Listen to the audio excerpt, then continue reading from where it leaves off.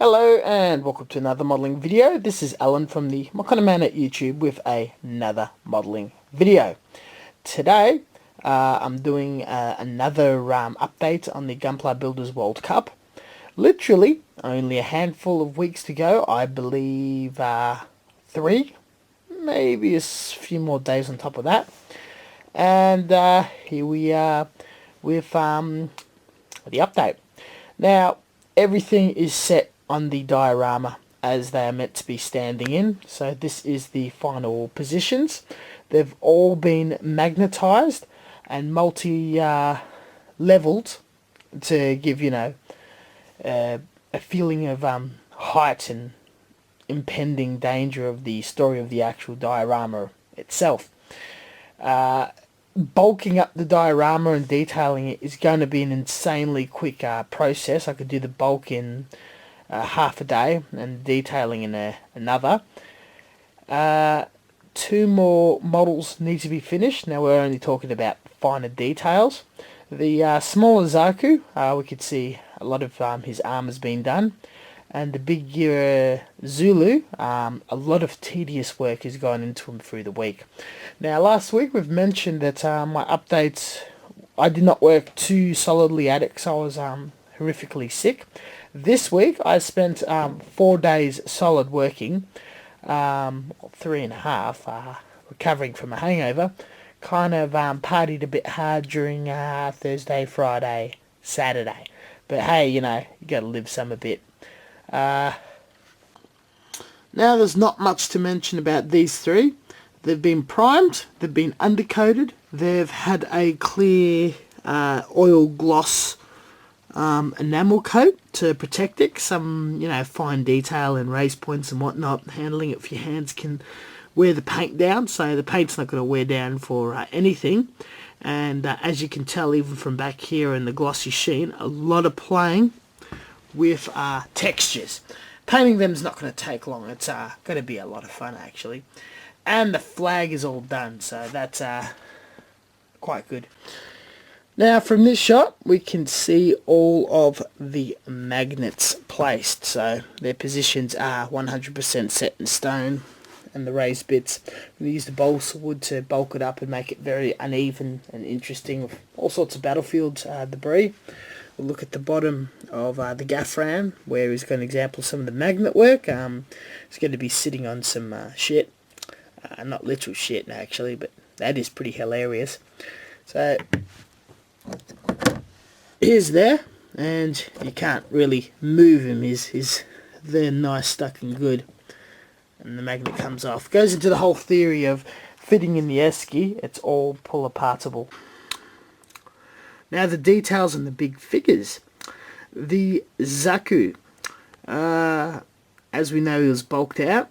I spent hours upon hours measuring and cutting the plither, a really thin leather byproduct on sheep. Bought it from the United States.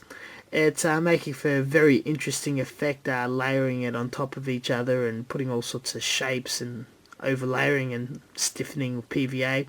It's been applied or glued onto the surface using PVA glue or super glue. The shield is finally attached to his hand. Now that's been scratch built. I believe we've seen the start process from the last video.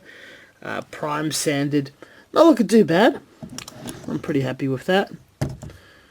The back, very interesting.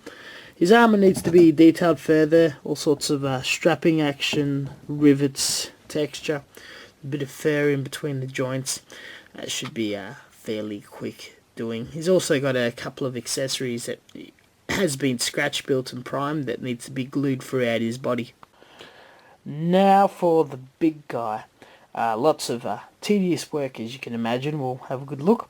The weapon he's going to be wielding will be a Dane axe. The axe head will take like no time to chop out of styrene and glue on, but the pole's being cut to a good length. He's got mismatched scrappy armour all over himself, which we'll talk about. The upper body, not too much work yet, but it's going to be very easy. A lot of it would be putty sculpt.